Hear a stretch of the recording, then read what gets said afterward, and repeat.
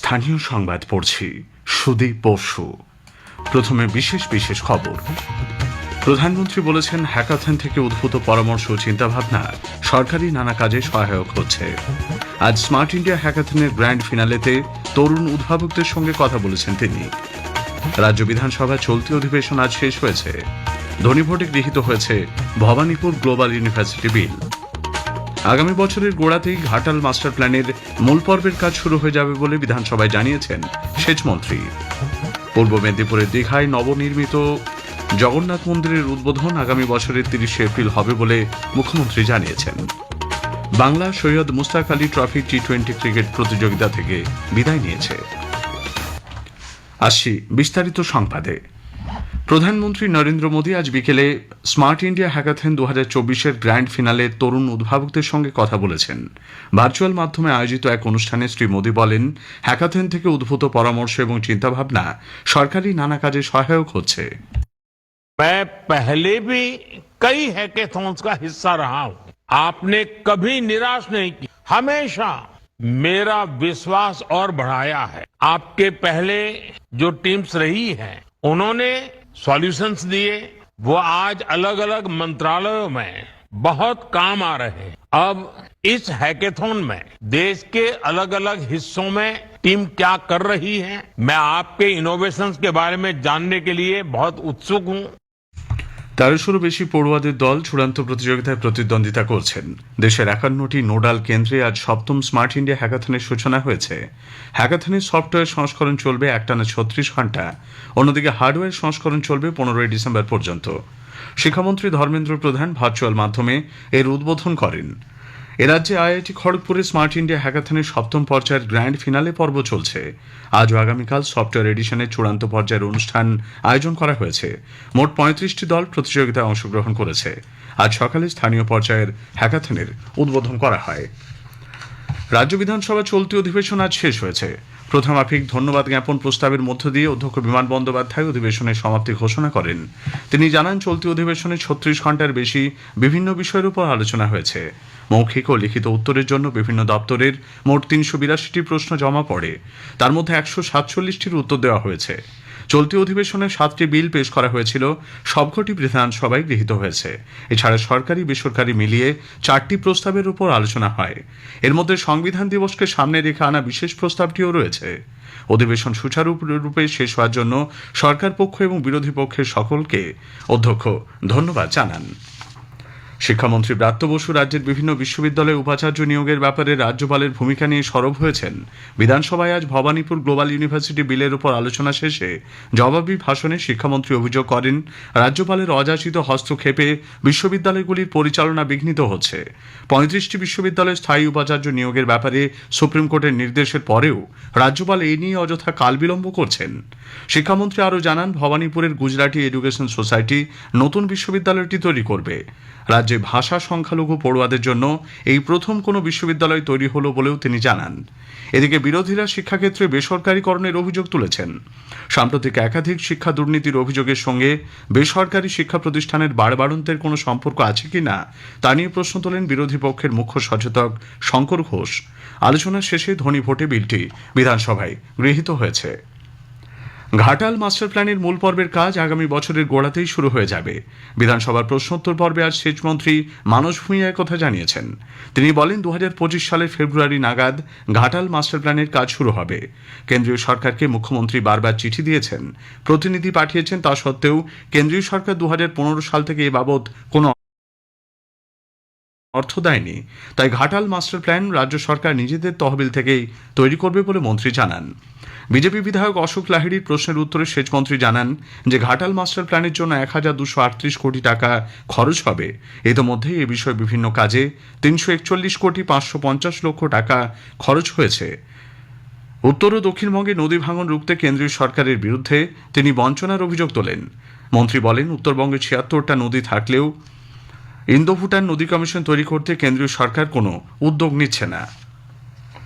পূর্ব মেদিনীপুরে দীঘায় নবনির্মীয়মান জগন্নাথ মন্দিরে আগামী ৩০ এপ্রিল অক্ষয় তৃতীয়ায় উদ্বোধন হবে বলে মুখ্যমন্ত্রী মমতা ব্যানার্জি ঘোষণা করেছেন।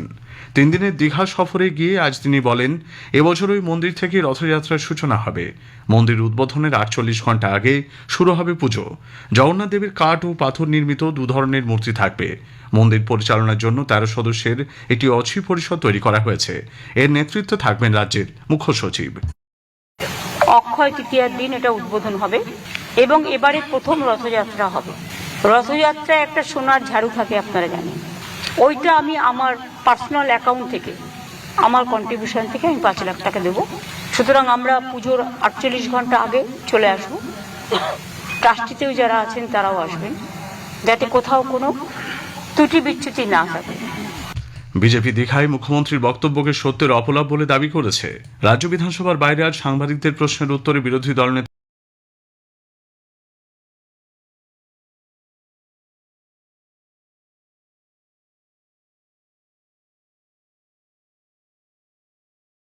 শুভেন্দু অধিকারী বলেন, সংবিধান অনুযায়ী সরকারি অর্থে কোনো ধর্মীয় প্রতিষ্ঠান নির্মাণ করা যায় না। সরকারি টাকায় একটা ভাস্কর্য তৈরি করলেন, এই ওয়ার্ক অর্ডারটা ইস্যু করেছে হিটকো।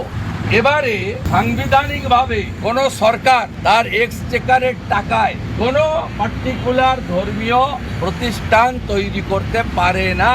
তাই মমতা ব্যানার্জি আজকেও দাঁড়িয়ে যা যা বলেছেন ভণ্ডামি, মিথ্যাচার। ভূমি ও ভূমি সংস্কার দপ্তরে ব্যাপক দুর্নীতির অভিযোগ তুলে প্রদেশ কংগ্রেস আজ রাজ্য জুড়ে বিক্ষোভ কর্মসূচি পালন করে।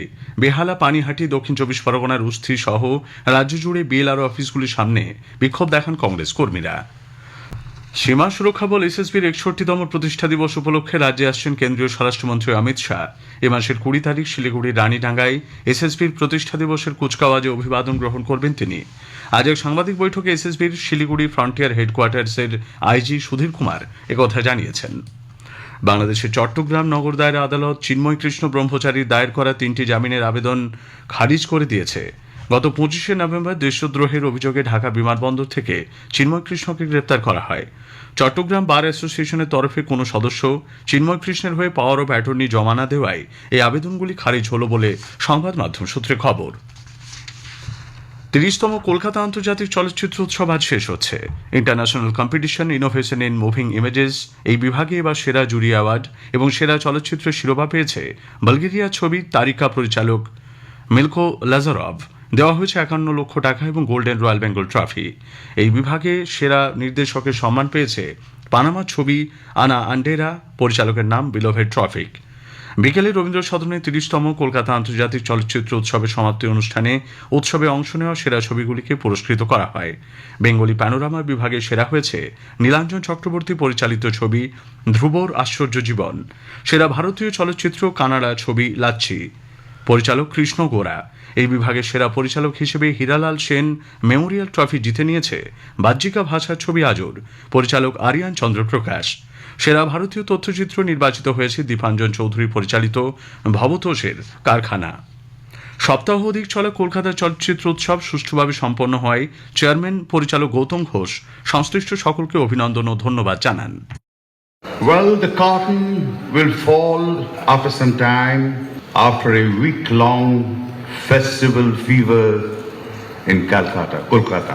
The festival is quite a success because there's a huge footfall of audience in the theatres, in the seminar room, and in Ektara Mancho and everywhere. So I think you should applause for the people who really worked hard for the success of the festival. উত্তরে বাতাস প্রবেশ করায় রাজ্য জুড়ে তাপমাত্রার পারদ নিম্নমুখী। কলকাতায় আজ সর্বনিম্ন তাপমাত্রা রেকর্ড করা হয়েছে ১৬.২ ডিগ্রি সেলসিয়াস। আগামী এক সপ্তাহে ধাপে ধাপে পারদ পতনের সম্ভাবনা রয়েছে বলে জানিয়েছেন আবহাওয়া দপ্তরের পূর্বাঞ্চলীয় প্রধান সোমনাথ দত্ত। বাংলার সৈয়দ মুস্তাক আলী ট্রফি টি-20 ক্রিকেট প্রতিযোগিতা থেকে বিদায় নিয়েছে। বেঙ্গালুরুতে আজ কোয়ার্টার ফাইনালে বাংলা ৪১ রানে ভারতের কাছে পরাজিত হয়। জয়ের জন্য ১৭৩ রানে লক্ষ্য নিয়ে ব্যাট করতে নেমে বাংলার ইনিংস ১৮ ওভারে ১৩১ রানে শেষ হয়ে যায়। বারোদা ৭ উইকেটে ১৭২ রান করেছিল। সুরাতে আজ বিজয় মার্চেন্ট ট্রফি ক্রিকেটের প্রথম দিনে গোয়ার বিরুদ্ধে বাংলা ৭ উইকেটে ৩০৫ রান করেছে। অধিনায়ক শচীন যাদব ১০২ রানে অপরাজিত আছেন। শেষ করার আগে স্থানীয় সংবাদের বিশেষ কিছু অংশ আরও একবার। প্রধানমন্ত্রী বলেছেন, হ্যাকাথন থেকে উদ্ভূত পরামর্শ ও চিন্তাভাবনা সরকারি নানা কাজে সহায়ক হচ্ছে। রাজ্য বিধানসভার চলতি অধিবেশন আজ শেষ হয়েছে। স্থানীয় সংবাদ শেষ হলো।